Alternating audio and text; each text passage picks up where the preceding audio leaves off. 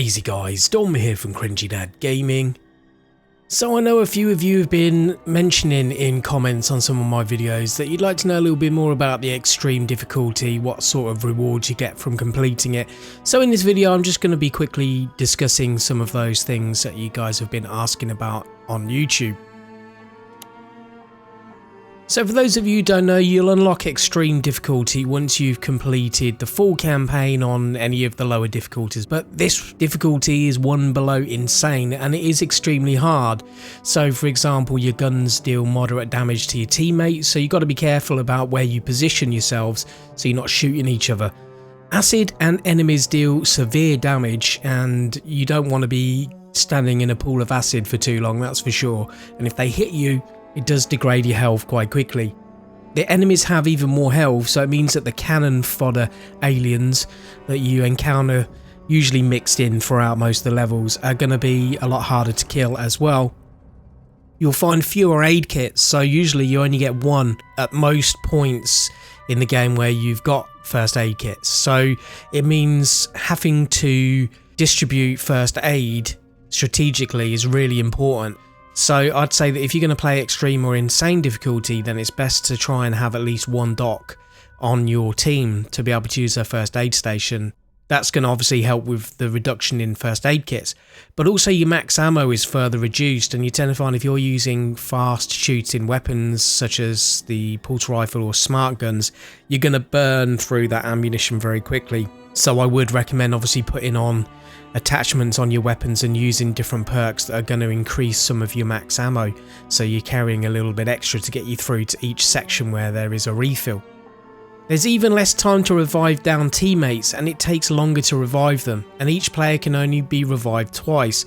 Now there is a couple of handy perks with Doc that you can use, and one of them is Surgeon's Hand, which means you can no longer be stumbled while interacting with objects, reviving allies or using an aid kit.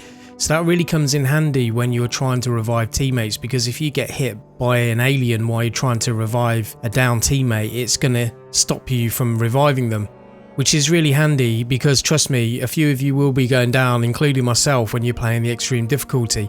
But there is also another one which is called Bedside Manner, which means you can pick up down allies twice as fast and your entire team's bleed out time is increased by 25%.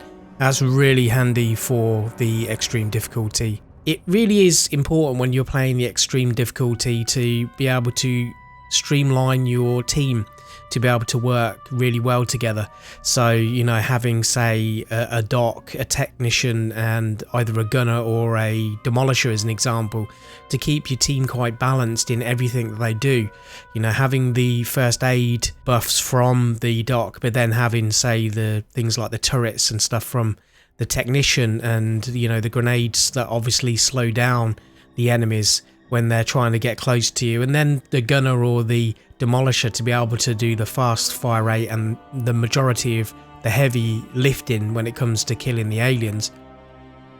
Synthetic teammates are not recommended, and unfortunately it is sometimes hard to find a game where there's people playing extreme difficulty, and that could be for a number of reasons, either because one, they've not unlocked it yet because they've not completed the main story, or two, because a lot of people are finding it maybe a little too difficult at this point, and it does take a while to get into the game, you know, level up your character, unlock certain perks and attachments that are really going to help with getting through this difficulty.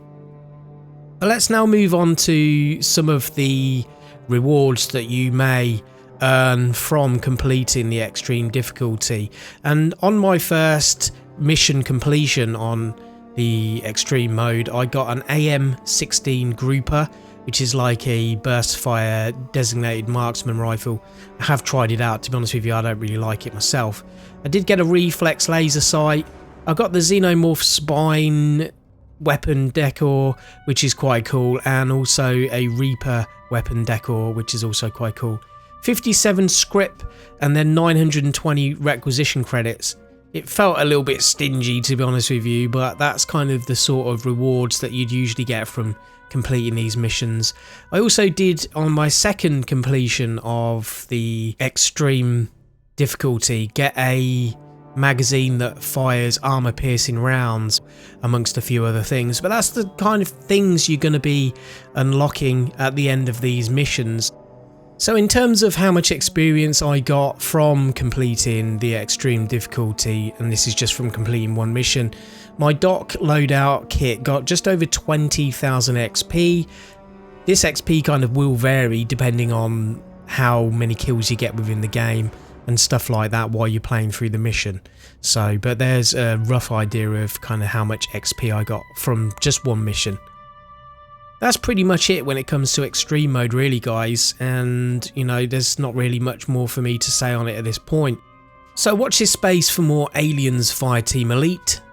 Stay frosty, watch those corners, and I'll catch you guys on another video. Thanks for watching.